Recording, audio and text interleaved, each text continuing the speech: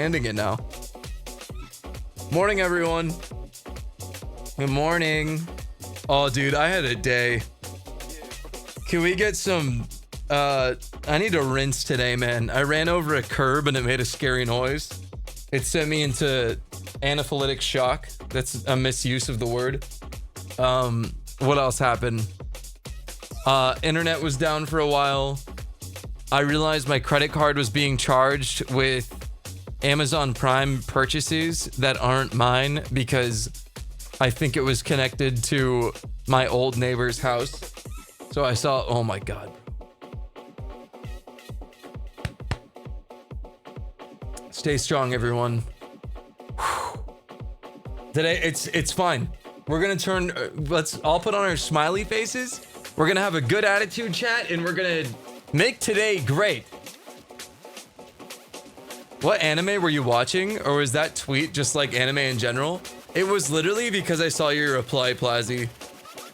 Because I love Inuyasha. It's one of my favorite anime ever. Except for a guy that purposefully grabs women's asses for no...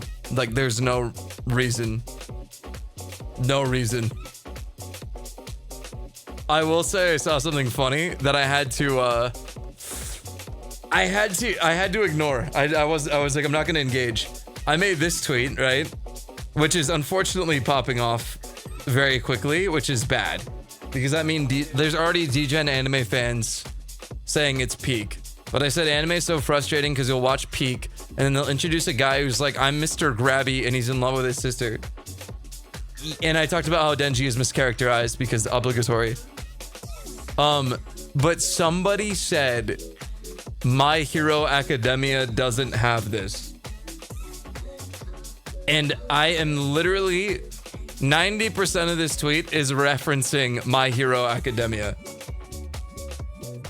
There is a whole ass character that has way too much screen time that just wants to grope women. Like it's My Hero fans live in a wonderland, dude. I wish I could get there. I wish I could be that deluded. Oh man. There's a literal like kid that throws sticky grapes so he can latch onto girls' butts. It's wild, man. Yeah, Rainy, you're not safe here. It's insane, man. But we move. Fucking weird shit. Dude, I don't know why. It's like a lot of anime will cater to the lowest denominator of their audience. Like just degens who are like, I think dude, all of Konosuba, 90% of the comedy in Konosuba is just butt and boobs. And it's like, haha, this is funny to me because I'm underdeveloped and don't talk to women. Dude, it's so, oh my God. Haposai and Ranma, dude. I know when people praise this as amazing comedy, people think, when I have asked people what their favorite comedy anime is, the majority of the answers are Konosuba. And I'm just like, how? Genuinely, how do you watch this? It's so crazy. I would say Gintama at its funniest. Gintama isn't always funny, but Gintama at its funniest is like peak. Gintama is also good at drama. Plazzy, you would hate it more than anybody more than anybody else in this chat. ReZero's perv shit is actually the least of its problems. Yeah, ReZero is like enjoyable, but it's not anything like deep.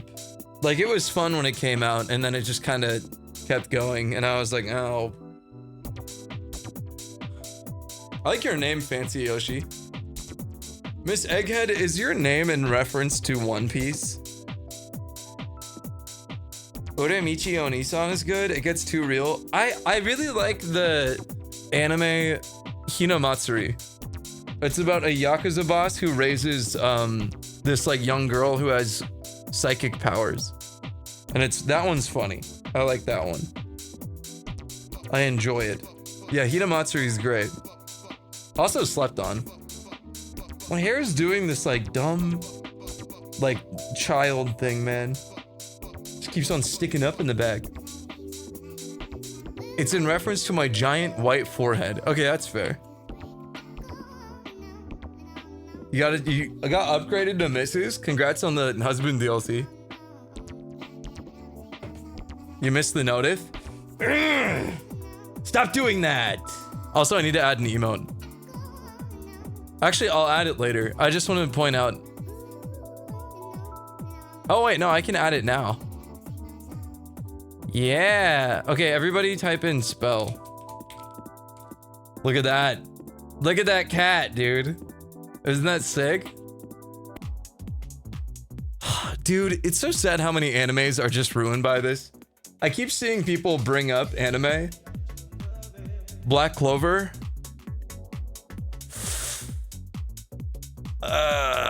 I love the Black Clover manga. And that's a hot take. I know it's slop, but I do love it. But yeah, there is characters. There's a character who's like, I love my sister. I need to grab boobs. And it's like, man. Women mangaka, I agree that women mangaka are really good about this. However, there are a lot of women mangaka that still pander to the degenerate audience because they know it makes money. So it's like, that's why they made Love in Deep Space. So now women can grab boobs. Yeah, there's never any anime where it's the women who are like, Mr. Grabby. Oh, no, there is. Jujutsu Kaisen. And everybody hates it. And it's really bad because she grooms her own little brother. I don't even... There was no reason for that to be in JJK. There is no, like, it doesn't say anything. There's no subplot with it. It's just there. It's like, by the way, this woman groomed her little brother. Why? I don't know. I was bored that week. It's like, what? It doesn't even get resolved. I mean, if we're talking about resolutions in JJK, almost nothing gets resolved. The ending was so ass, which I predicted. I have been saying JJK's ending is going to be ass for the better part of a year now. And so many people were like, dude, you don't get it. You don't see the vision. I'm like, no. He's dragging this fight because he hates writing this manga.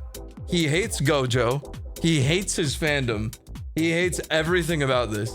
He's going to drag out the last fight because he has to meet a quota and he's going to cut it off. And that's exactly what happened.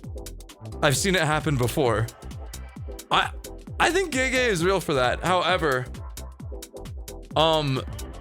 that grooming thing was kind of weird. Yeah, Akutami just added that just to add that. It's crazy. But I'm not a JJK hater. That's the thing. I think people misunderstand me when I'm like really critical of this stuff. I like JJK. I like Demon Slayer. That's a really hot take. I like Fairy Tail. I don't like the movie Longlegs with Nicolas Cage. I think it's vapid and terrible. You know why I like Demon Slayer and Fairy Tail and JJK? It's because they don't pretend to be something they're not. Fairy Tail doesn't try to be anything different. It's just fun for kids. I was a kid when I watched it. It's great. Dragon Ball does the same thing. Dragon Ball is better than Fairy Tail. I'm not gonna pretend like Dragon Ball is good, like especially the original. But yeah, Fairy Tail is just power of friendship, and it was cry bait when I was a kid. Oh, okay. Me and Daft share a really hot take. A Silent Voice, the movie, is bad. I think it's really bad. The reason being is because it's trying to be something it's not. It ultimately, like the pacing is really bad. The delivery and execution of its story is, I think it's awful for what it's trying to tell. The story is fantastic. The execution is terrible. However, the manga is very good. I read the manga because people were like, dude, just read the manga. It's great. It shouldn't have been a movie. So I'm like, I just don't think. I think the manga is great. I think the story is great. I think the animation is beautiful. I think the pacing and execution was terrible. No, I haven't seen Look Back yet. I am really happy it's doing so well though, because I've read it. I want to see it this week. Yeah, Look Back, the manga made me tear up, so I'm really glad Fujimoto's other stuff is getting attention. I decided to stop shitting on anime when it's asked. Twitter jumped me for saying my dress-up darling is bad. It is, though. Don't mess with anime Twitter. Don't mess with anime Twitter. Dude, there's so much going on. So there's a YouTuber who is pretty awful. I'm not gonna say, like, name them by name, but there's a YouTuber who is like, Dandadan has a scene where it's like it's portraying SA in a bad way, and then this YouTuber who's like a pervert, like, anime fan was like, oh, they really went all out on this one. And then they started, so that's really bad. And then his Gooner fans were like, yeah, I love when people are Mr. Grabby. And then he got doxxed, and people were mocking his brother's death and doxing his funeral. And I was like, okay. You're bad. Like, all of this is bad. That is anime Twitter. It is so bad. And it's like, I want to feel bad for you, but you have terrible takes, and I wouldn't trust you around schools and women. However, I really feel bad about your brother and people doxing you. Like, I just want no part of this. So it's not Nux Taku. No, I know a lot of people hate Nux. It's not Nux. I don't know anything about Nux Taku. I don't want to. Any part of, like, a lot of anime fandoms are, like, kind of gnarly. This is why I'm scared to try streaming. Nah, I mean, streaming it's not as bad. There's something with anime fans where there's a big alt-right pipeline with anime, and I don't know why. I think it's a lot of, like, Westerners saying they need to preserve Japanese culture. It's interesting. I think there should be, like, a case study into why. Like, there's a lot of Nazis that have K-on profile pictures, and I don't know the correlation. Like, I'm genuinely curious. Like, why does this happen? Anime drama channels on Twitter, dude. Anime drama channels are just like, I don't know if you can get lower than anime drama Twitter. There's a lot of pedophiles too. It's really weird. I don't know why though. Well, a lot of anime has pedophilia in it, which is like, it's one of the biggest barriers for me to, like, recommending anime. But here's the thing, a lot of these people, and I was talking about this with Daff earlier, when I lived in Japan, I asked one of my friends, I was like, what do you think of otaku? And she was like, she was a student at the school I was going to, she's Japanese, and she was like, oh my god, I feel so bad for them. It's just sad, you know? Like, seeing their lives, and, like, they must be so lonely and, like, scared. And in America, people are like, they're like, otaku, badge of honor. I'm an otaku. I love degen culture. In Japan, it's like, oh my god, like, it's sad. So there is a market where, like, there's a degenerate market. I'm not saying there isn't a market.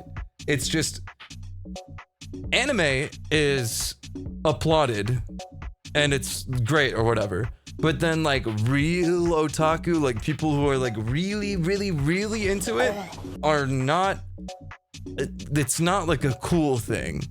It's not something where it's, like, normal people are like, yeah! It's, you know. Big Boy Gamer 63 You have a 39 Daft banner. Terrified by your message at first. People take pride in bad shit in order to survive. They tackle the cognitive dissonance. Yeah. Incest is also common in anime. I remember there was an anime called No Game, No Life. And my friend was like, bro, you gotta watch this. Animation's goated. Like, the fights are sick. The premise is dope. I watched it. First minute, a panty shot of the main character's sister in sexual tension. I was like, bro, what the fuck is wrong with you? Why would you recommend me this shit? I didn't want to see that. Also, she's like 10. Like, what is this, man? And he was like, oh, well, okay. You have to get past, like, the incest thing. And I was like, what? Get past what? What are you... Bro, lock in. That girl was 11? Dude, that anime is insane. Like, that should be... I don't even know, man. I don't get it. It's the whole show. I mean, at the time, we were... What? How old were we when that came out? Still not an excuse, because I was, like, flabbergasted. When 2012, I was 14. 14 or 15. So I was still like the shonen demographic, right? But still, that shit was weird. That show made me not want to watch it. The show name, No Game, No Life. Yeah. It's crazy, dude. Dude, I'm not a child. I'm 27. I struggle with joint pain and a tight ACL. When I skate, people are asking me if I'm gonna grow out of it soon. Insanity. Are you excited for Backyard Baseball 97? Yeah. Dude. It's commonly accepted in the Jojo fandom to we don't talk about the monkey episode. I literally forgot it until you just mentioned. That is literally like, I think it was Sea-Dog that talked about this. They're like, when you watch Jojo and you're in part 3, do not watch the monkey episode. Simply skip it and continue watching. And it's peak. Why did they have that episode? What the fuck was that, man? What was Araki? Yeah, from Stardust Crusaders. The monkey episode evaporated my brain. I wonder what it's about. Don't watch it. Just skip it, bro. It's just...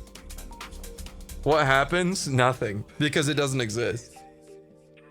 Yeah, JoJo fans be like, oh, the Nazi was funny, but the monkey episode is where I draw the line. I still cannot believe the only reason the Nazi thing is funny is because of how it's brushed off. At the end of part 2, because the Nazi helps Joseph fight the Pillar Men because he's a bionic Nazi. And then you're like, oh, he's gonna reform, right? He's gonna stop being a Nazi, right? No. It ends with Jojo saying farewell, and the Nazi goes back to fight in World War II for Germany. I was like, what? And Jojo's an American. I was like, what the fuck? When people talk about Jojo, I feel like I'm having a stroke. Just wait until you see Baki. Except... Dude, Baki, like, logic doesn't apply. I don't even mean weird stuff happens in Baki. I mean legitimately weird, like, stuff just happens and then they just never... Okay, so Baki is a kid, right?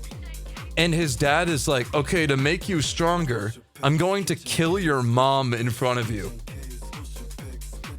So then it happens, it traumatizes Baki. But then when Baki grows up, he's not filled with revenge. He's like, nah, I still fuck with you. And then they like spar and shit. I don't understand. Not to mention, like, his dad is so strong that Donald Trump signs a treaty with him because there are not enough weapons or nukes to destroy him. So Donald Trump literally pees his pants, wets himself, shaking hands with Baki's dad. Like, this is all canon. Obama's in it as well. Crazy. It's literally Tekken. And somehow, Baki's masculinity is so well written. I don't know how they pulled this off. But Baki is like, the character himself is very wholesome. I don't get it. Among all of this, Musashi Miyamoto gets resurrected and is a zombie so they can fight him.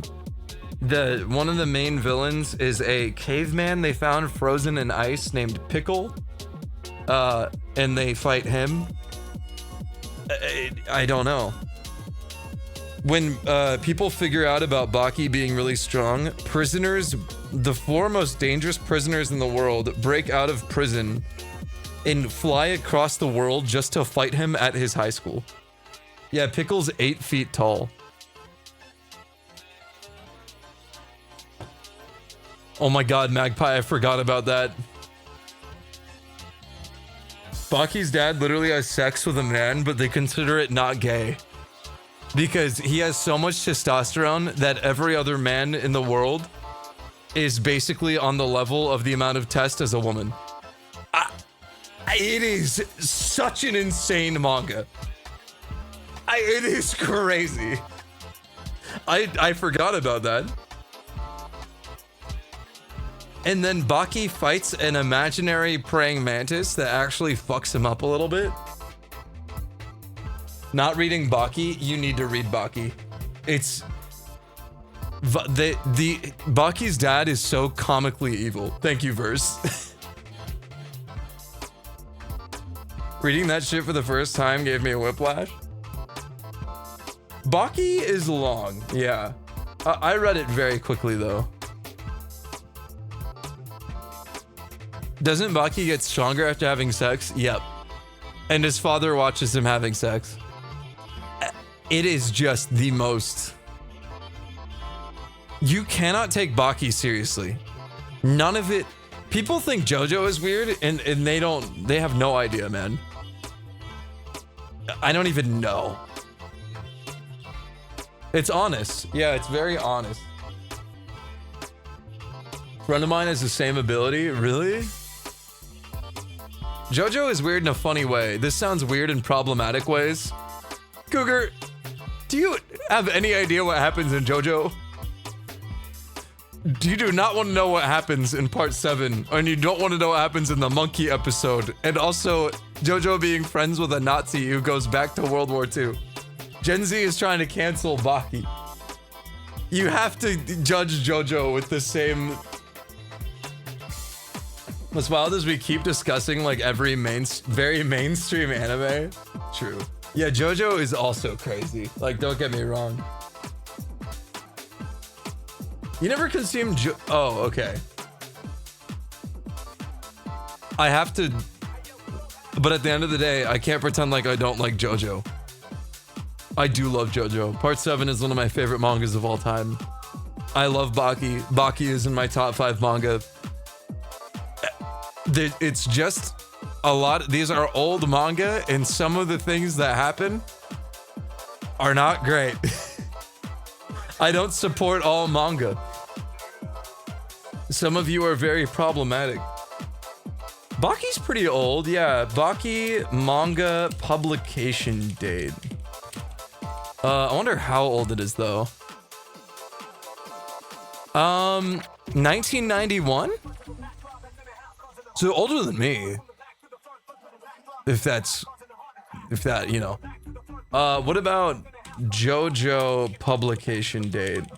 Jojo's pretty old now. 1987. So yeah, it's back there. Yeah, Jojo is pretty old. What's crazy is a lot of people are like, oh, part 6 is the newest Jojo, like the newest anime, right? Part 6 came out when I was a baby, I think. Release date manga for part 6. 1999. Yeah, Jolene in part 6 Jojo was 1999 in the manga. and it was serialized 1999 and continued until 2003. So I mean, the newest part of the JoJo anime is about as old as me. 39 Dath is about as old as JoJo Part 6. I didn't know this so recently either, because the art style really holds up. Baki was 1998, 99, so Baki and Part 6 were around the same time, which is wild. No, Baki's older. Baki is 91. Yeah, Baki's way older, dude. Baki is almost an 80s manga. It's true, they're all named after 80s band. So a lot of people are like, oh, JoJo has a lot of classical rock references. And it does, but they weren't classics at the time because JoJo is just that old. This is why I'm lesbian. Also, Araki, like, for all the criticisms we levy against him, had to fight really hard for a female protagonist in JoJo. And you can see why. She was originally a lesbian, but the editors of Shonen Jump wrote her to be straight, and they changed a girl character, the girl on the piano who was her original girlfriend, or the girl who was going to be her girlfriend, into a guy. It's awesome. It was like 2 days from Dragon's Dogma 2 release, and you said, I have 200 hours in this game. Yeah, I mean, I don't think I have that many hours in Dragon's Dogma 2. Let me check. I don't think I played it. I only played it for 2 weeks. So it can't be that much. Oh my God. 280 hours in 2 weeks. That is crazy. Damn. Man, that is wild. I loved this game. That should show how much I love this game. I have so many criticisms of this game. I need to make a YouTube video. I need to do something. I have never been more mad at Twitter. Oh my God, dude, I hate Twitter so much. I hate Twitter. Like, with a burning passion. This game is so misunderstood. Okay. So this game came out, probably my most anticipated game of the last 10 years, right? Okay, how do I explain this? So, yeah, I need to make like a 20-hour long video essay on this game. I have a lot of criticisms of this game. It has a lot of like things that I do not like. It is also the best gaming experience of last year. Has the best character creator of all time. It has really hilarious mechanics. Some of the best combat I've ever seen in a game. Best like movement, cinematic bosses and encounters are just like normal. Like just running into a normal horde of enemies feels like you're in a Marvel movie or something. Like it's fantastic. However, there is like bad enemy variation. The story is non-linear and weird, and it doesn't really like. It has charm, but it's not for everybody. It's like really goofy and off kilter. You're not gonna get like Lord of the Rings, right? It's like a really bizarre. It's like Japan trying to make an anime version of a medieval fantasy. Like it's so hard to explain. But here's what happened. This game fucking tanked because one Twitter user posted blatant lies about this game. Literally like canceled this game like they cancel like Logan Paul, right? Except this one actually has no basis. Capcom has been doing a thing for years that there's microtransactions in all their games. I think Resident Evil 4 has microtransactions for ammo and shit, right? So this Twitter user, there's a thing in this game called the Rift Crystals. They're really easy to find in the game, but the whole point of them is when you make a character, you can make a pawn, which is a party member, and you can share this party member with your friends. They come back from exploring and they give you Rift Crystals. It's an incentive to share your weird, wacky party members with other people. It actually ties into the story really well. And you can find rift crystals naturally. They're everywhere. Literally everywhere. You can find them. They're like candy, like change. This motherfucker on Twitter, who is a tourist who has never played Dragon's Dogma, literally just said, this game sucks. You have to pay for fast travel. You have to pay to change your class and edit your character because they don't understand what the game is. That tweet popped off because people are big enough troglodytes to not do any research and just believe a headline. And it tanked the reviews of this game and got so many people to not buy it on release. It was so frustrating. Yes, there are microtransactions for those things. That's because Capcom put it on top of Dragon's Dogma. They did the same thing with Resident Evil 4. Nobody said anything about that. No, they do it with all their games. But for some reason, this game, because it's an easy target and an IP people aren't familiar with, they destroyed it. The reviews tanked down to very poor. Yeah, it was in DMC5 too. It's wild. It's crazy. Oh, okay. So they added MTX to Resident Evil 4 later. Dude, and I literally feel compelled to make a YouTube video that nobody will watch addressing this because it is so just a compilation of all these YouTubers and Twitter people spouting off nonsense. Like the first minute of the video, just people, a choir of people spreading misinformation. And then I want to go into each minute detail, do an entire playthrough of the game, showing no microtransactions and playing it how it's meant to be played. But how was the lunch performance? What's that? Oh, launch. I mean, when I'm wondering how lunch was at school, the launch performance was bad. The launch performance on PC was really bad. That was one of my biggest criticisms. However, I played it and I put 280 hours into it with that performance. Yeah, that's the thing is I want to criticize this game for FPS issues and bad enemy variation. There's plenty of critique that this game should have, but the fact that that dominated the conversation where people were calling it a pay-to-win game is like crazy. Actually insane. And so many people missed out on... I have been talking about Dragon's Dogma 1 since 2012 or whenever it released. So like over a decade of my life, I have sung that game's praises. And then for this to finally come out, and I was like, oh, people are going to get into Dragon's Dogma. Capcom's most slept on franchise. Besides Lost Planet 1 and 2, which were peak until Lost Planet 3 just added a Nicolas Cage looking character and tanked it.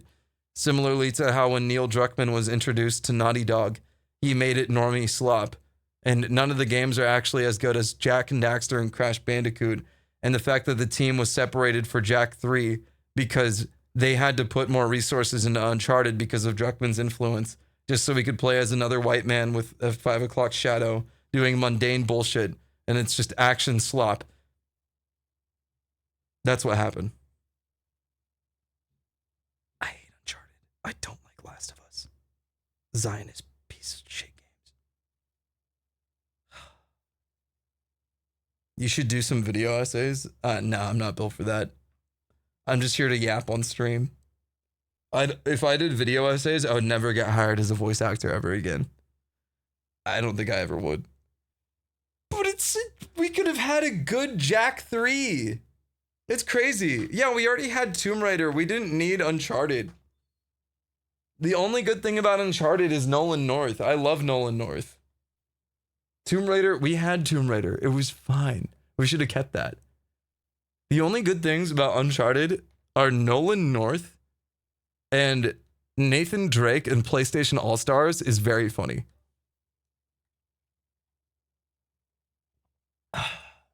But we could have had Jak 3 be a good game. Does anyone else feel like Jak and Daxter was like just peak? Jak 1 and Jak 2? Like I feel like those were so great. Like Naughty Dog had...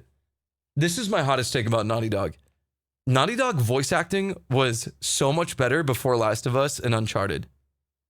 Crash Bandicoot, dude. Neo Cortex's voice performances. Engine. Like, even like Ripperoo. Dude, that cast of quirky characters. And then Jack and Daxter had amazing vocal performances. Like, incredible. And they were going to cook so hard with Jak 3, but it got derailed by Neil Druckmann coming in and starting development on Uncharted 1, which split up the teams. Cooked. So bad. It was so insane. And then it just got boring. Like, I feel like Naughty Dog got so boring after that. Like, Uncharted is like, I think Naughty Dog now just wants to be in movies. I don't think they want to be games. Last of Us 1 was cool at the time. I'm not going to pretend like it wasn't. But it feels like they're so afraid to be video games. What the fuck is Traveler's Tales doing? Yeah. I don't know. What happened to Traveler's Tales? That name unlocked so many memories. Oh, they do Lego games now? I don't know. Last of Us multiplayer was kind of cool. I'll but that team was different, right? Yeah, I feel like games are just so afraid to be video games sometimes with like AAA games, because reason being is because they have to show investors what they're doing. And if you can make games palatable for normies, you'll probably get more funding, and you'll probably be the talk of the town with no offense to anybody over the age of 30 at all. But there is, and if you're over the age of 30, you'll probably understand this on a deeper level. There is a big market of people who only play games on console, which is fine, and they just want movie games. Like, even God of War is pushing it. You know what I mean? It's like Last of Us, Uncharted, anything that's like cinematic is what sells. And like there's a big audience of people that are like, oh, it's like a movie, I'll play that one. Which I hate to use the word normie, but it's kind of like that. God of War is so ass. I don't think God of War is that bad. I think the performances are incredible. As a voice actor, I like it a lot. Genuinely. It's not for me though. The gameplay is just not there. But I could never hate God of War because they reference Parappa in it. I hate God of War reboot. I like the OG. I'm in the same boat. I like the OG a lot better. But I respect the reboot. I get that they have to adapt.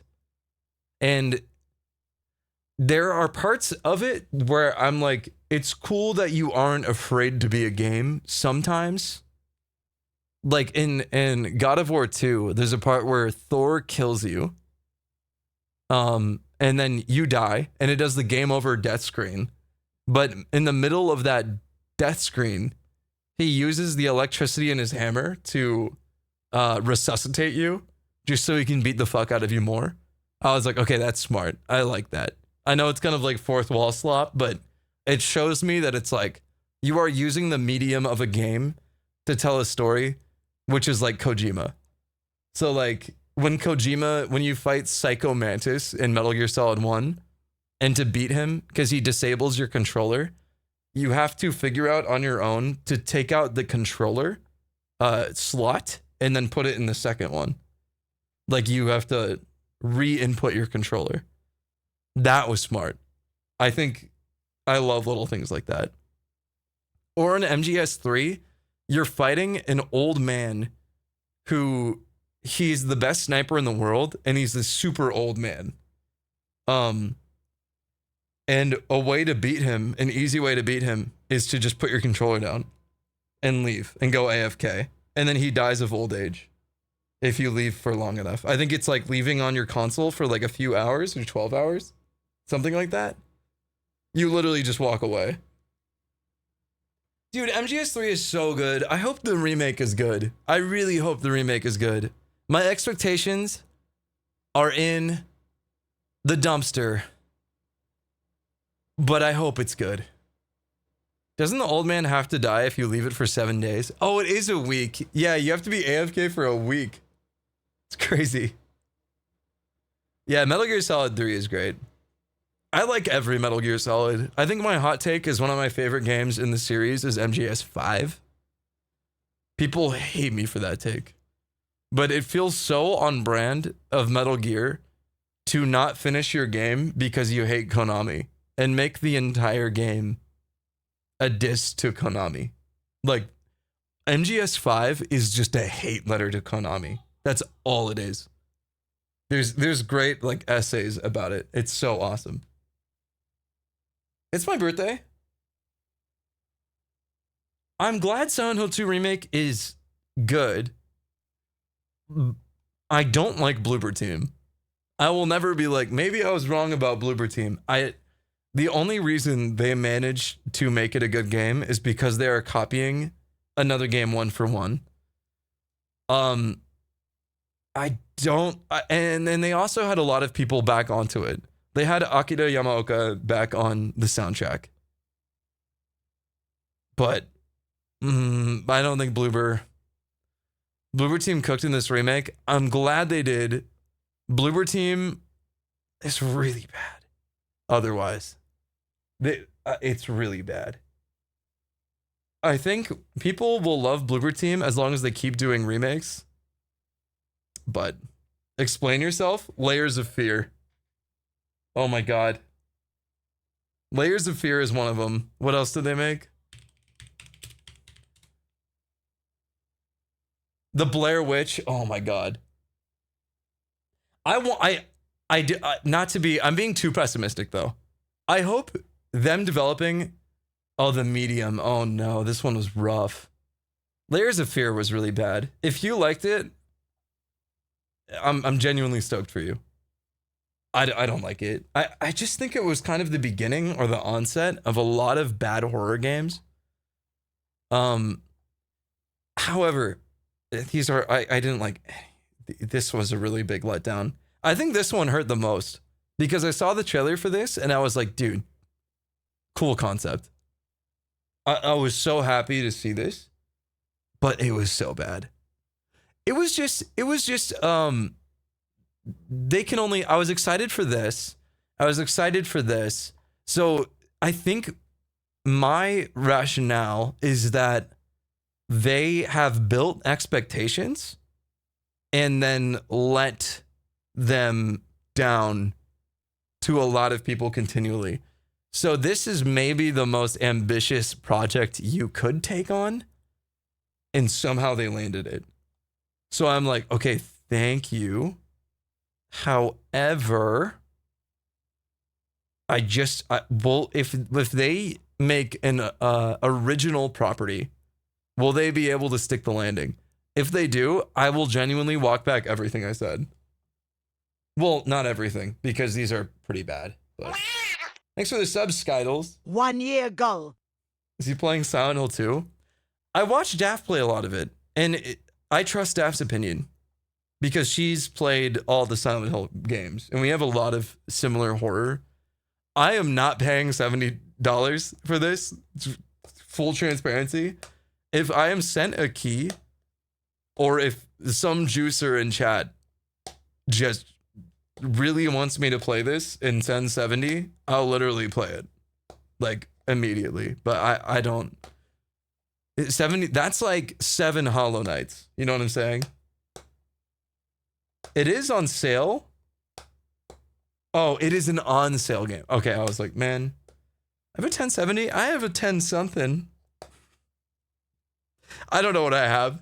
I can probably run it though, because I was able to run Dragon's Dogma 2, which most people couldn't. And I played that for 280 hours. Nah, you can't do Steam Share because Daff is Canadian and I'm American, so it doesn't work, which sucks. I want to see them work on a Silent Hill 1 remake. That's tough. I don't think they could do it. 2 at least has the visuals where you can like translate it more.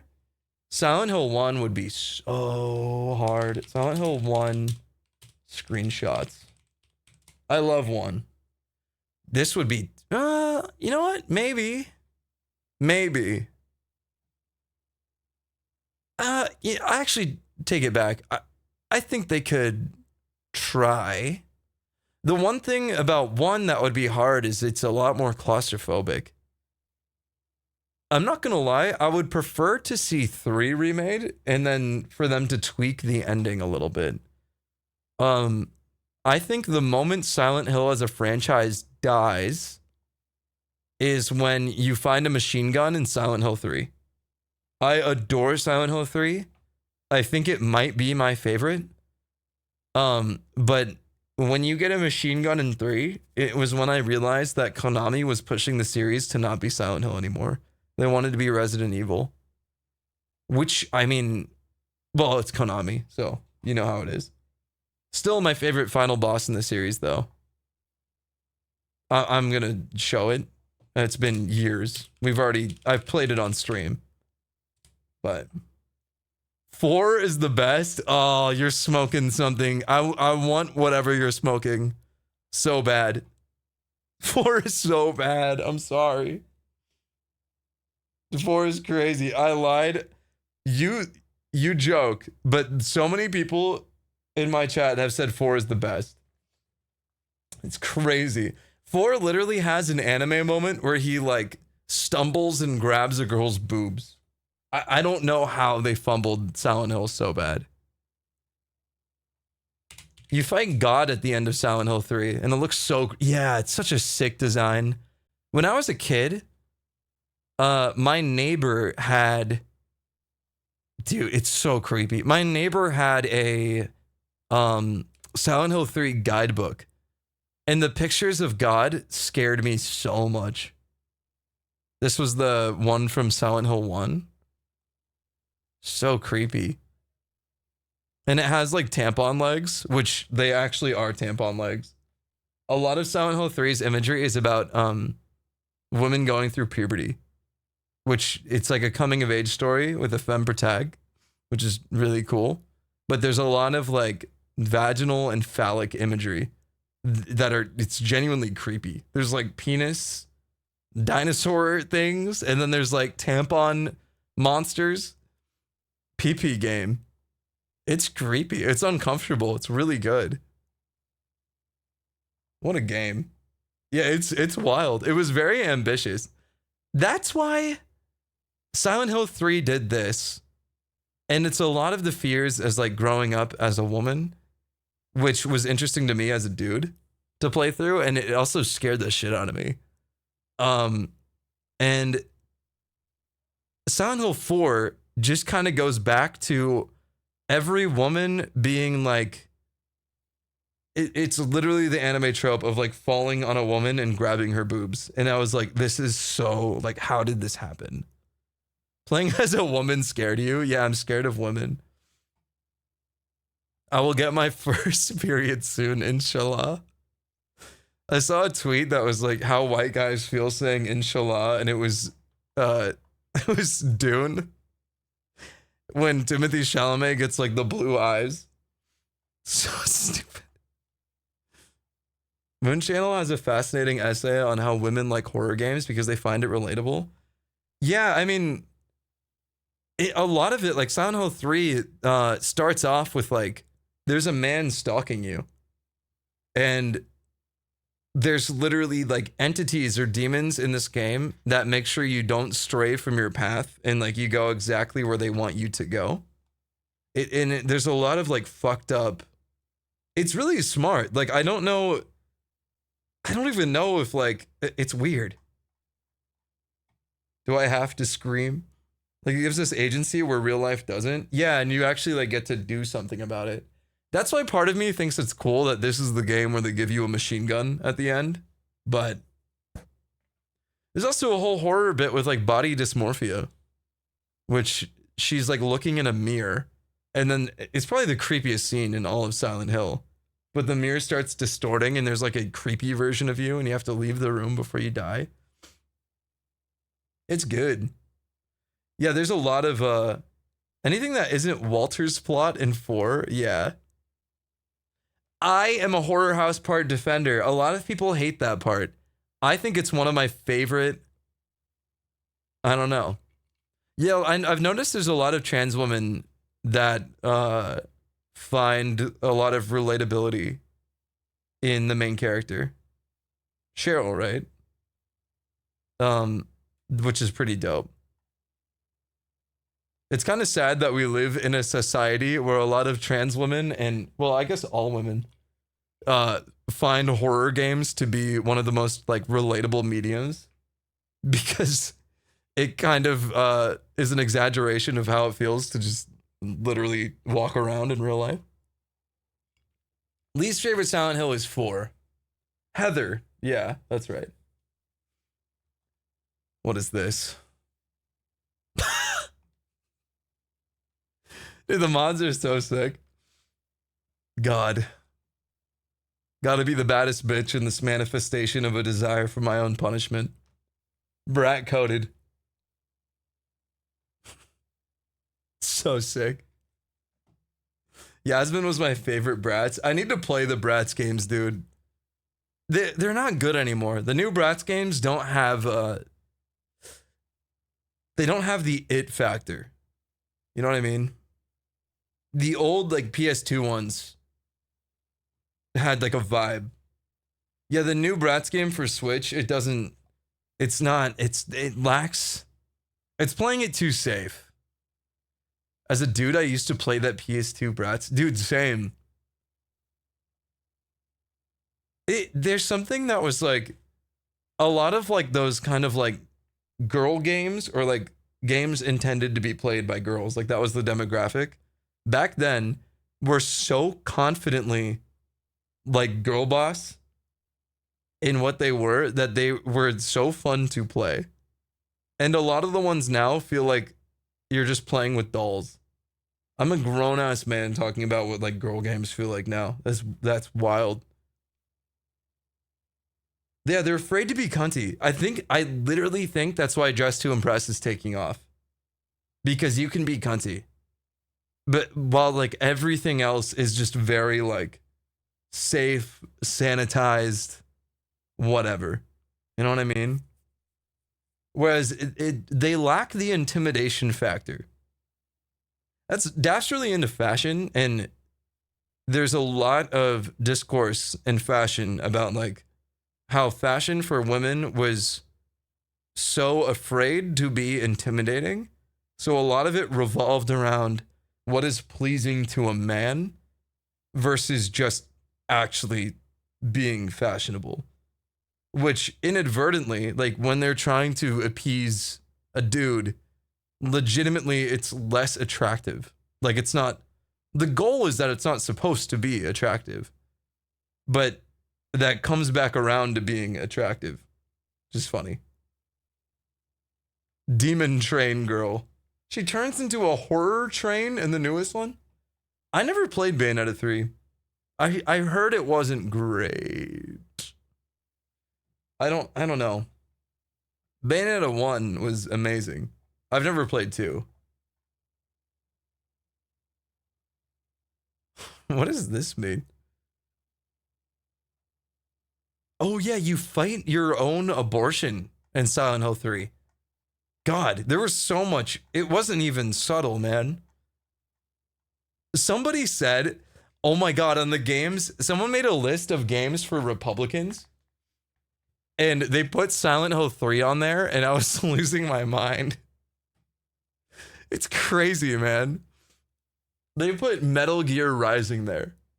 I saw a tweet that popped off where it was like, I played Metal Gear Rising, and I thought it was so funny how the final boss was a comically evil American president who goes to the Middle East, nondescript Middle East pretty much, and just starts a war for money. That is blatantly exactly his goal. And he says, make America great again. And he starts lying on literally Twitter. This is all in the game. And he uses memes to like create public hysteria and fear mongering to support the war. And this poster was like, and then I went to the YouTube video of the final boss song, and he read the comments, and all of the comments were like, wow, he kind of had a point. And it was like at that moment, like the sudden realization that if you say something confidently enough, no matter how vapid your ideology is, without even like any critical thought about what the end goal of that ideology is, people will just believe it and run with it if you say it with enough conviction. It's really funny. I remember, unfortunately, a viral tweet I made talking about roasting Metal Gear Rising on the Republican games list, because I was like, how are you this stupid? And it was genuinely because they were like, well, Armstrong is in it. And he had a point. And it's like, you mean the cartoonishly evil main villain? Like, how did you... I don't understand. Yeah, Armstrong is based. I'd vote for him. It's crazy. Oh, it's the same with Metal Gear Solid. Hold on. Whenever there's discourse about Metal Gear Solid from Chuds online, I love pulling this up.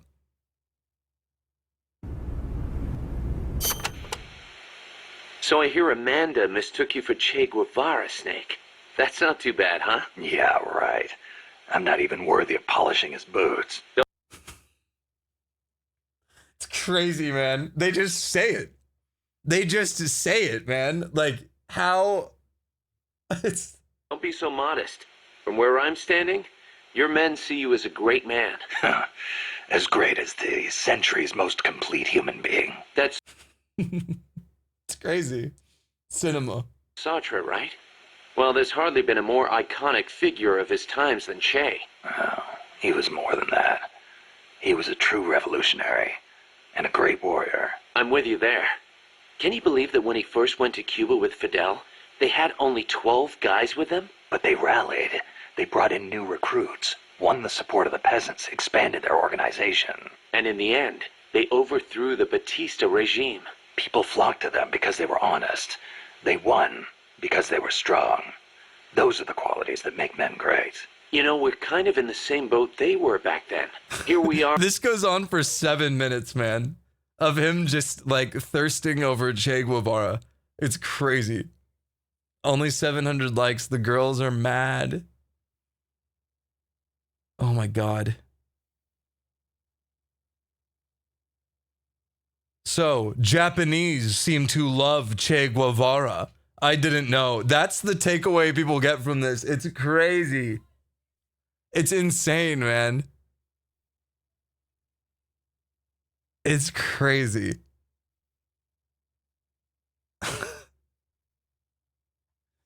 Man, it's wild, dude. I like...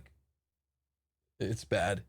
I hope we get MGS4 on Steam. Same. I know a lot of people hate MGS4 because it's like, isn't it like 75% cutscenes? It's Kojima though. Like, I get it. It's just, 4 was just kind of like a send off to the series. I personally love 4. I like the bosses, the music, the final boss is like hilarious. It's so cool. Oh, so it's fine when it's Kojima. Yeah, unfortunately, Kojima gets a pass because he's so weird and inconsistent that it would be less Kojima if you knew what you were going to get. But something about the other ones being so, I mean, they're still riddled with cutscenes, but so gameplay heavy. And then all of a sudden you just get like 5 movies. You're like, all right, there it is. MGS4 is like the most beloved. I haven't seen a lot of love for MGS4. I think it's like the Zelda thing where people switch up on it and it's like a cycle, right? Thank you, Real Human Sardines. I think we could probably all agree. Yeah, 5 is probably the most hated. I think we can all agree, like, I'm 27, so I've lived long enough to see the cycle of hatred of Zelda games, where, Zelda games come out and people hate them or love them. Give it 3 to 5 years and people completely change their opinion. Like, it's really weird. I don't understand. Like, people hated Wind Waker, then they came back around on it. People loved Twilight Princess, and then they said it was shit. People hated Skyward Sword, and now they still hate Skyward Sword. It's interesting. Why is this the Zelda game where you play a Zelda not getting big? I don't know. I've heard it was good, but I've heard the frame rate issues are ass. I say as a Dragon's Dogma 2 fan. I don't like Tears of the Kingdom. I think Breath of the Wild is an amazing game, but it isn't anywhere close to my favorite Zelda. I'm finishing now. I don't like Tears of the Kingdom. I think in 10 years, I'll enjoy Tears of the Kingdom. Because I waited since, 2017? Oh, we're talking about Echoes? Tears of the yeah, I don't know. Well, my problem with Tears of the Kingdom is I waited. I mean, when did it come out? Last year? 2023? We waited 6 years for a new Zelda game. And it was essentially DLC for Breath of the Wild. And it's like, I liked Breath of the Wild, but maybe halfway through I was ready for something else. And I was like, I miss boldness. It's true. They patch things that are better, but it still feels like a DLC. Like, it feels like I don't the big thing with Zelda for me is like, okay, you have your bread and butter Ocarina of Time. There's still a crazy gimmick of you going forward. It's like that one's a classic, but it had this thing where it's like you progress 7 years in the future or something. It was crazy. It was cool. Like that at the time that gimmick was so interesting. Majora's Mask is like DLC, but it's reused assets, a completely different gameplay loop, totally different story, new world, completely new. Termina is like a fever dream. And the tone is so different. Then you have Wind Waker, pirate ships, pirates, ocean, post-apocalyptic flooded world, tune, everything is toony. And then the next one is a super edgy, multi-dimensional Twilight world, new designs, really weird, obscure shit. You're a werewolf. It's weird. And then you get something like Breath of the Wild, which is new and awesome. And then Tears of the Kingdom, which is more of the same, but they added something really cool. Admittedly, the vehicles are really cool. And the only thing, I think in the long run, Breath of the Wild and Tears of the Kingdom will be really cool companion pieces where we're going to go back and you're going to play Breath of the Wild and then you're going to play Tears of the Kingdom and you're going to be like, man, cinema, right? I can get behind that. But because of the waiting and being so starved as a Zelda fan, I just didn't. By the time Tears of the Kingdom came out, I just felt depressed. Like, I was like, man, I really wanted something more bold. Like, it used to be so brave, but it's how I feel about, I'm not saying it's a bad game, but it's how I feel about Animal Crossing New Horizons. Where it's like, it's a lot more safe. Because Nintendo plays it safe a lot now. Whereas before, like, I don't know, maybe I'm just a boomer, but like, GameCube came out. Mario is on an island adventure. It's all like sunshine, vacation, ocean based. Luigi, he has his own Resident Evil game in a haunted mansion. Kirby is now a racing free roam game. Then you had new IPs like Pikmin and like Star Fox became a Zelda game. It was so weird. I'm a casual Zelda fan. I would say I'm a pretty hardcore Zelda fan. My earliest memory is playing Ocarina of Time. So, yeah, New Horizons is great. I do love it. I also think I like Pocket Camp more, which is sad. But I don't know. My favorite Zelda games, Majora's Mask is my favorite. Daft didn't like Majora's Mask for exactly the reason I thought she would. Streaming Majora's Mask over 1,000 viewers is a death sentence. So bad, dude. It's so bad. Oh my God. The backseating in chat and people telling you to do different things. Ocarina, dude, Ocarina also rough. So Daft streaming with like the chat, I was like, oh, she's gonna flush this. Like, it is not an experience to have on stream. The world of Majora's Mask is also anxiety inducing and like, that's the thing. Majora's, if you ask me what Zelda game is my favorite, I would say Majora's Mask. It's also the last game I would want to replay. I don't actively enjoy replaying Majora's Mask. Like, it's not fun for me to sit down and replay it. It's just the experience I had playing it for the first time was incredible. You know what I mean?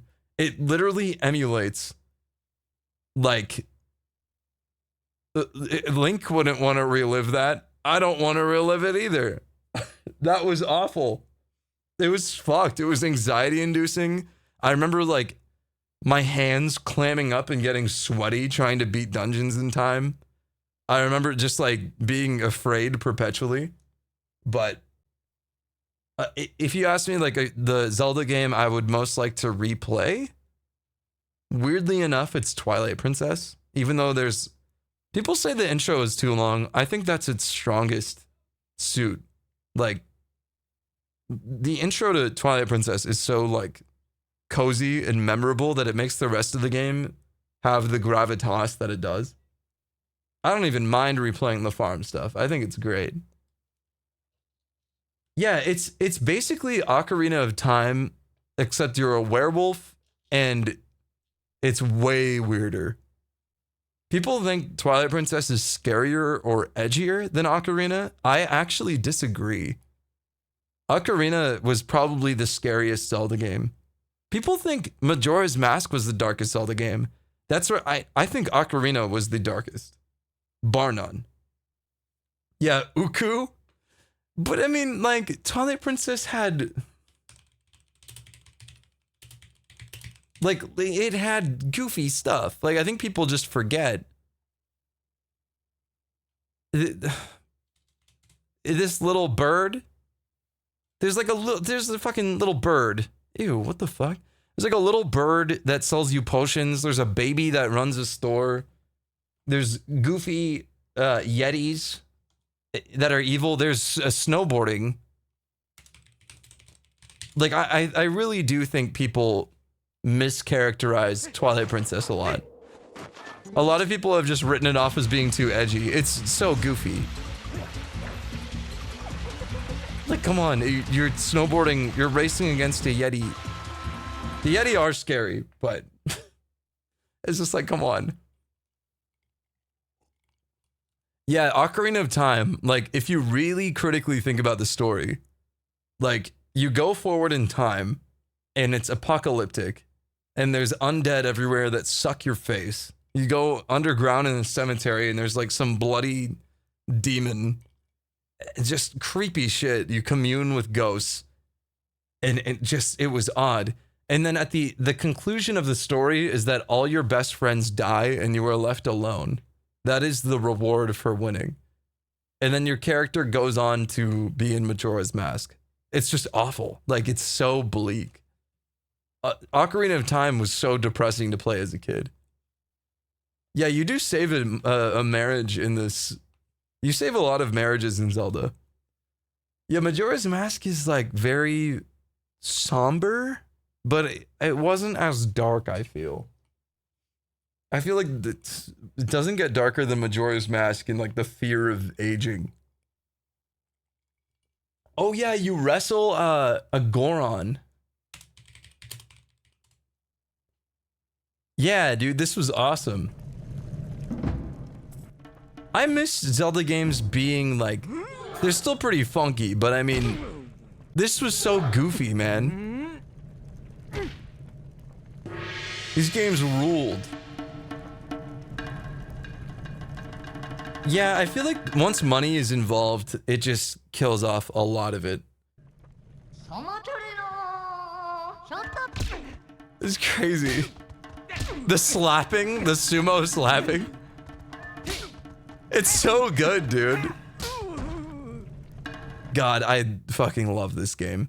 I remember being gifted this game for my 12th birthday. I was in, oh no. No. I was for my 10th birthday, I think. It was like one of the best memories ever. For GameCube, too. It was so good. I specifically asked for GameCube. Is it good? I was playing, what did I play at the time? My like dream rotation of games back then. I was playing Shadow of the Colossus, Zelda Twilight Princess, Final Fantasy 12, Zoo Tycoon 2, and a game called Graffiti Kingdom were like my favorites. Moon Channel has a lot of theories about his stuff. He would argue that Nintendo's IP is everything.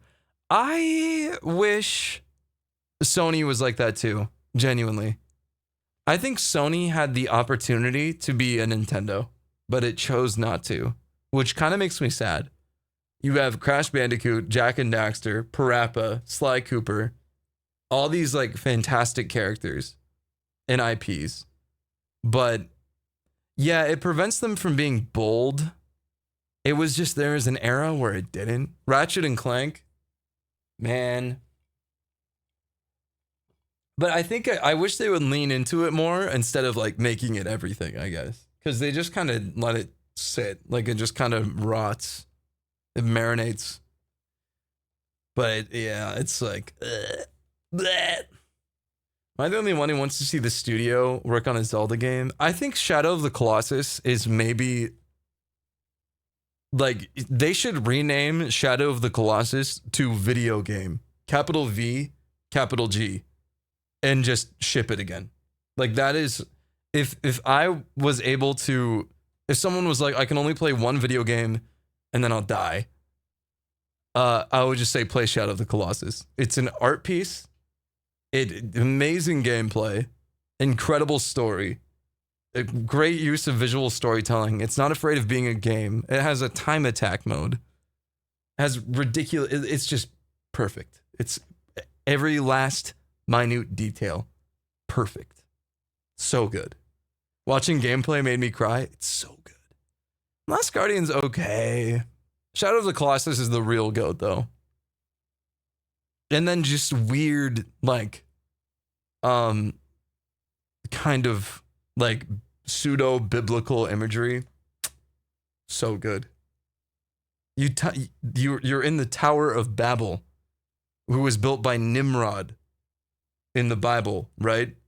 Nimrod backwards is Dorman. Dorman is the voice that speaks to you in Shadow of the Colossus in the Tower of Babel, who convinces you to kill these creatures. Peak. And then at the end is in the Garden of Eden, and you're a baby being carried by the woman that you saved. It's cinema. Dark Souls 1 is so good. It's just a walking sim. Oh, Death Stranding 1. I need to play Death Stranding. I am someone who will like Death Stranding. I already know I'm gonna like it. I see a lot of people say walking sim, etc. But I know for a fact that I'll like it. Like I'm not even going in with like false expectations. It's just my kind of game. I literally, when I play games on my own, I still play games like from my childhood and I just walk around and I'm like, good gaming session. I'm done. The story looks so, and plus the Death Stranding 2 trailers just look phenomenal. And it's just so, it's so sick. I never watched Tokyo Game Show the other day. Walking sim is like Callisto Protocol where there's zero substance. I mean, it's technically a walking sim, but that is a more loaded term than what it applies to Callisto. Yeah, Yakuza 8 is a walking sim, but that's a good thing. I don't know. Yakuza 8's Pokemon minigame. Dude, I wish more people would talk about Yakuza 8. There is a Tinder minigame where you play some old lady convinces you to download Tinder in Yakuza 8. And you can make your profile like a gym bro, and you have to do mini games that are like quick time events to flirt with people over text. And then you just hope you don't get catfish showing up to their apartment. You can show up and it's like a dog or something. So good. And then what else does it have? Has a DoorDash mini game that's just crazy taxi. It's so sick. It has a Pokemon subplot where you literally take on the Pokemon League in Yakuza 8.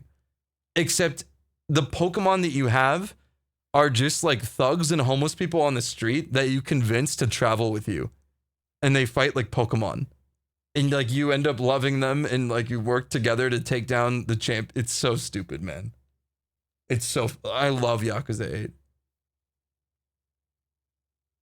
Oh yeah, it has Animal Crossing in it too. It has an entire New Horizons Animal Crossing thing. It's crazy. Dondoko Island Yakuza 8. I'm in this, dude. I play as the crafter. I voice this guy, Kenzo. That's one of the characters I voice. It's a whole Animal Crossing New Horizons minigame in Yakuza where you can craft shit. And like it's a Sim city builder. And you invite other Japanese Yakuza members. You catch bugs. You can fish. The fishing is amazing. And then you ride on a dolphin from Honolulu to get there. I don't know how more people aren't talking about Yakuza 8. I'm not just saying it because I'm in it, but it even had combat in it. Like it was the combat on the island was like this mini game was better than Animal Crossing New Horizons. It's crazy. Crazy. Like I'm not even kidding. It's in some aspects way more in depth than Animal Crossing. Yeah, Dragon's Dogma 2, I'll admit, I think Yakuza 8's story is not great. It is wacky and fun, but I don't think it's great. I think that it really shines with like Kiryu's bucket list stuff. That's great. But yeah, I don't know. The rest of it is awesome though. Any game with Ichiban is just a good time.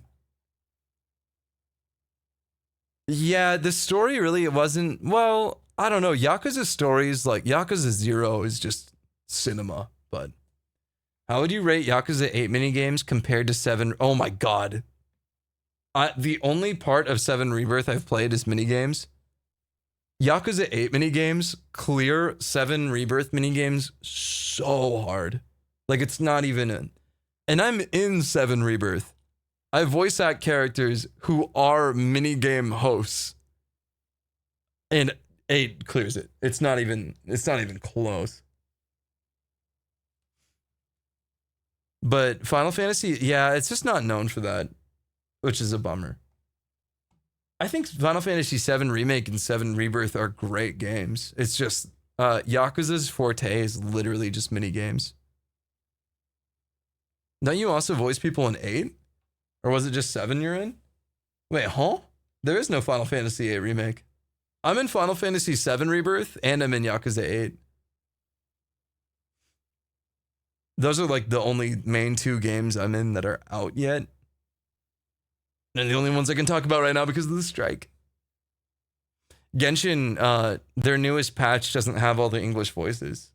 Because some of the English voice actors were based and were like, I'm not going to do struck non-union work while everyone else is starving themselves trying to get these new agreements for the strike. And then the other English voices are still in there. Do with that information as you will. I don't know why you would do that. I had people try to tell me that MiHoYo isn't at fault. Yeah, it's like, well, it's weird. I mean, MiHoYo is. And then, but Formosa is just like the biggest because they're collaborating, you know. But I would say MiHoYo not being at fault might just be a blanket bad take, you know what I mean? Like, glazing MiHoYo is pretty crazy. I can confidently tell you I'm not gonna ever be in a Genshin Impact anything. I have literally decided, and I have spoken to my agent personally and been like, I don't want to be sent auditions. I don't want anything. I think the voice cast is fantastic, but the experiences that the voice actors have had, they're just awful experiences. Crazy. And it's like, for what, like $200?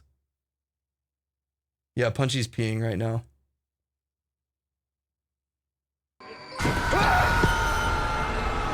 Nice try, Non. My eyes were fixed on chat. I know you're watching a movie right now, dude. You better lock in. Watching Martyrs and cheering 500 bits is crazy. That one got me. Of all times, that's what got you. That is crazy, man.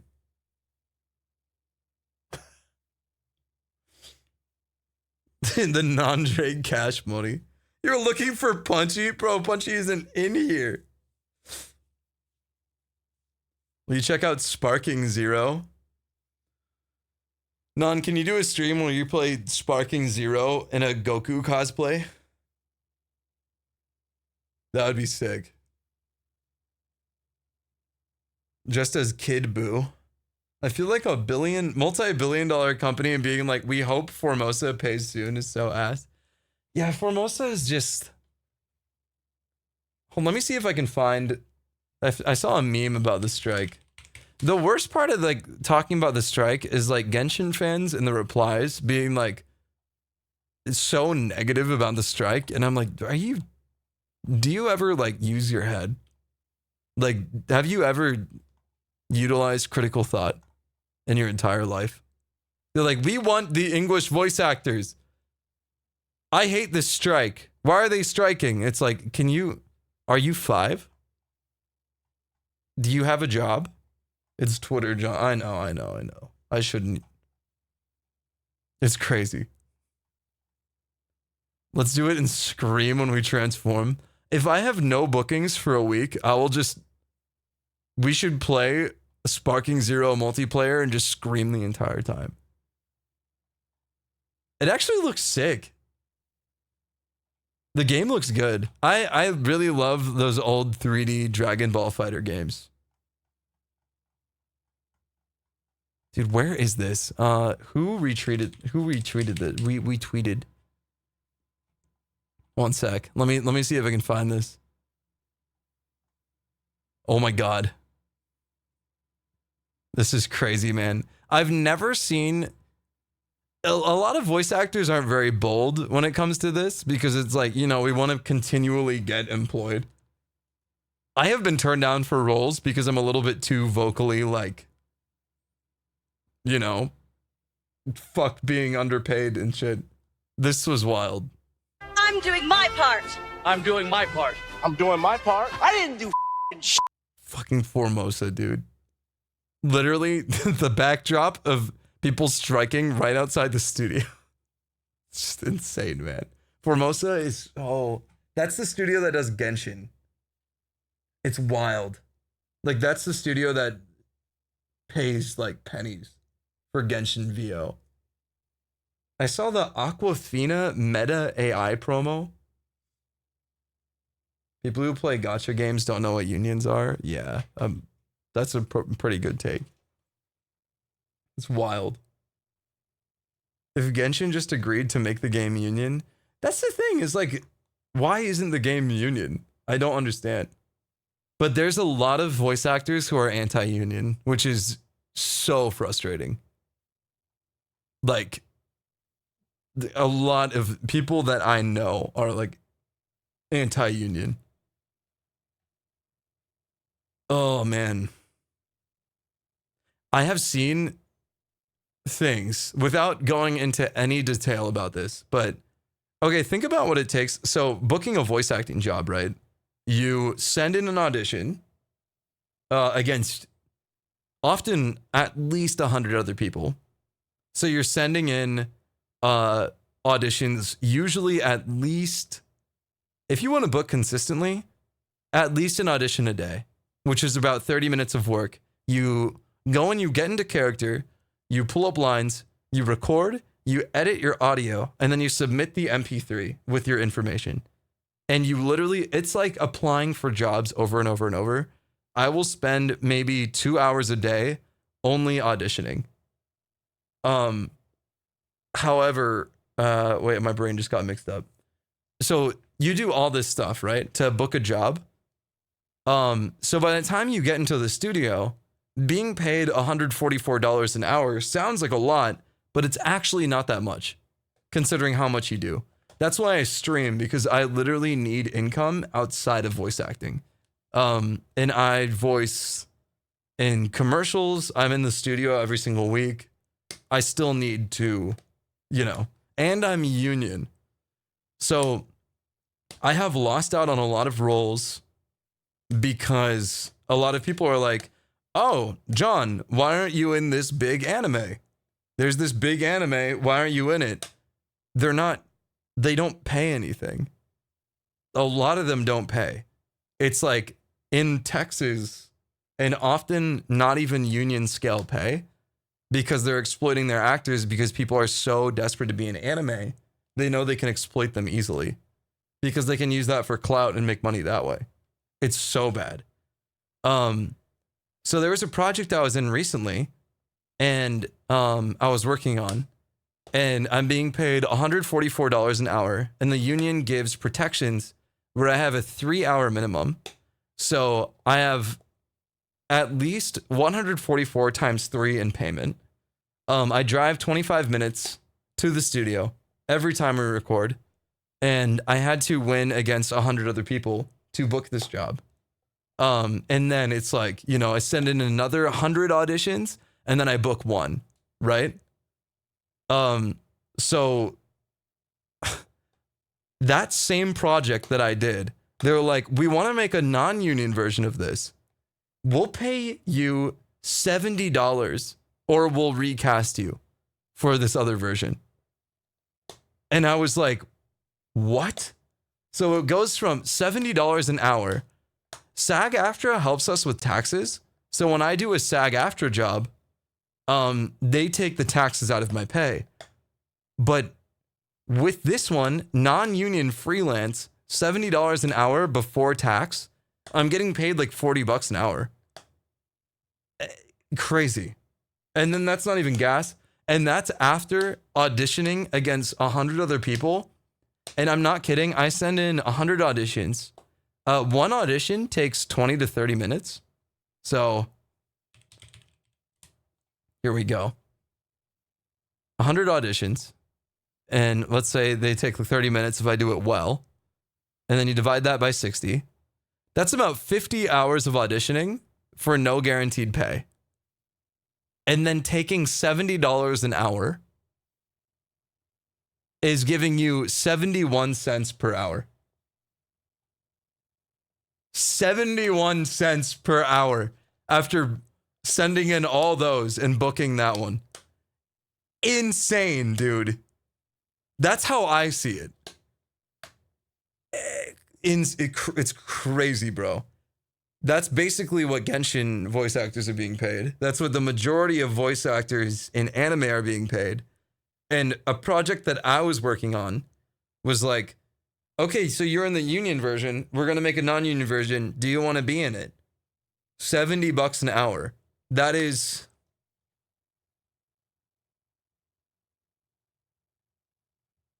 less than half of the hourly rate I was getting for union, with protections against screaming, with a base hourly guaranteed pay. And it's like, You already see it. This was for a multi-billion-dollar company, and they wanted to dock my pay by half. The worst part is, some voice actors I was in the show with said yes. They were like, yeah, sure. I was like, are you insane?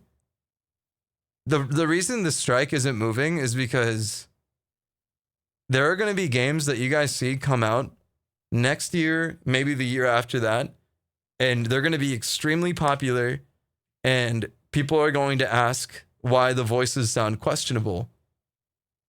And I will have to shut my mouth because I know that it was all recorded during the strike, because people are taking rates that low and agreeing to have their voice perpetually used in AI down the line. So they'll never get hired again because they want to grab some clout, and because they know that since none of us are auditioning, they know they can grab a free role. They're getting desperate too. I was sent an audition for a black man. That's how badly they are looking for voice actors right now, bro. You're going to see a little white boy named Pete voicing a black dude. And it's going to be off. It's going to sound awful. And it's going to just be like, it's awful, man. Just hire a black man. I hope they do. But I mean, whatever black man they hire is going to be severely underpaid. It's crazy. But they did that already, right? Like, did they ever care? They actually have. But it's funny that I've only noticed this during the strike. It's crazy. Do I have any upcoming projects? I have a ton. Dude, the most frustrating part, I was in probably, and a lot of other voice actors were like this too. When the strike started, we were in like a very hot season for games. Where I have turned down and I have left 2 games fully. Potentially it was 5. Where I was coming back in for callbacks. And then I cannot tell you how many auditions I have said no to for projects that I would have killed to be in when I was younger. Like, just said no. I know that I would book it if I auditioned because everyone else is on strike. But of course I'm not going to take that because that's not winning. That's just theft. So there's going to be these games coming out. I've already had to keep my mouth shut when I see a voice actor taking a role that they shouldn't and is struck. I'm just like, and then all the replies are like, oh my God, congratulations. Yay. Congratulations for what? Stealing candy from a baby? Walking up to a crib and ripping a lollipop out of a baby's hand? It's like, wow, good job, dude. You sound great. Character sounds awesome. Your competition? Nobody. It's crazy, man. It's wild. Is Netflix struck? Nah, Netflix isn't struck. I've worked on projects for Netflix that have come out since the strike. It's only for video games. What I would love is for there to be an anime strike. If there is an anime strike to push anime to be union or at least union scale, like what Kyle McCarley tried to do by backing out of Mob. He backed out of Mob Psycho. And he was kind of expecting the rest of the cast to follow along and be like, oh, we'll stand with you or whatever. And then they didn't. And I was like, awesome. And they just recast him and just moved on. If there was an anime strike, the problem is people are so desperate to be in anime. Anybody could just, like, if they were like, dude, people are just way too desperate to be in anime. Don't make me think about Uzumaki. Fuck. It's crazy. Yeah, Crunchyroll, the hold that they have is wild. That's the thing, is the only request I have for the strike if we do a strike is just make union status more available to people who are outside of LA. International talent and Texas. So one of my favorite English dubs of all time is Blue Lock. It's Texas only talent. I would never want to lose that cast because they're awesome and funny and like very talented. But please allow them to be union and make their projects union. You know what I mean? Alex Lee and AJ are non-union? No. They're great. They all, honestly, everybody I have done non-union work. Like a lot of people have done non-union work because it's the only way to survive. That's why we need to strike a lot of it, is so we can push it to be at least union scale. Is the problem. There's an unspoken rule where a lot of people take anime roles and they're non-union. And it's like, the only way for that to stop is if we all in solidarity agree not to. However, the big problem is if we do that, I think Los Angeles loses the bulk of anime and then Crunchyroll will funnel it to Texas. And then even if the majority of Texas actors strike with us, there's always new guys that they'll pull up and they'll just take the non-union work. Always. Like literally immediately under the Genshin Impact English voice thing, where they're like, due to the strike, we don't have as many voices in Genshin. There were so many people in the replies who were like, how do I get into this? I would love to voice. And it's like, that's literally the problem. It's like, they don't care if they're talented either. They'll just do it. It's crazy. There's always going to be desperate people that are going to ruin it for everyone else. So bad, bro. Entire rest of Texas being summoned. And that's the thing is like, I never want this to be like, oh, you're knocking Texas talent. Exactly the opposite. I literally think some of the best voice actors are in Texas. And I think most of the best voice actors are non-union. That's the problem. That's the thing. But it's just, we need to make the union more available and we need some form of solidarity. Yeah, you guys will probably see, I'm not sure what that situation is exactly, but you guys will see things like that.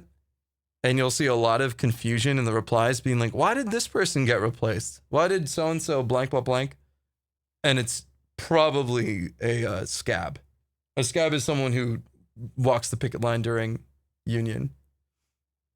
Troy Baker is from Texas. My hot take is I actually do like a lot of Troy Baker's roles. I think a lot of people question his character for sure. And he's used in a lot of stuff. But his performance in Death Stranding was too good, man. Is Steve Blum Texan? No, he's LA. He's very vocal about the union. I'm in an anime with him where he did the narration. He's great. He's very good. I was honored to be in an anime with him. It was called Oku on Netflix. It was all right. The anime was all right. But the director is one of my favorite people. And it was such a hard anime to dub. It was so hard. Yeah, he's cool. He's just the GOAT. I know him as Mugen from Samurai Champloo. I'm not a big fan of Cowboy Bebop. I would never say that to anybody's face. But Samurai Champloo was I grew up with that. So good. Dude, that X-Men anime or animated show is so good. Ray Chase is in that as well as Cyclops. So good, dude. Ray Chase is the GOAT. He's the reason I even really have any sort of platform on Twitch. And the reason I started pursuing voice acting more full-time. Because Ray Chase gave me some form of virality at first because he said I looked like Arden. Because he's the voice actor. He's a voice actor of the main character in Final Fantasy 15. And he was like, why do you look just like the villain? And he said that on like a Twitch stream or something. But then, I don't know why, but kind of seeing someone do Twitch stuff and then also voice acting, I was like, maybe I should just take it more seriously. I don't know, it was weird. That's how the GIF was made, yeah. No, he did not make the Arden GIF. Yeah, Ray Chase rules. I don't even know the original show. I'm a fake fan. I'm a tourist. Sad to say.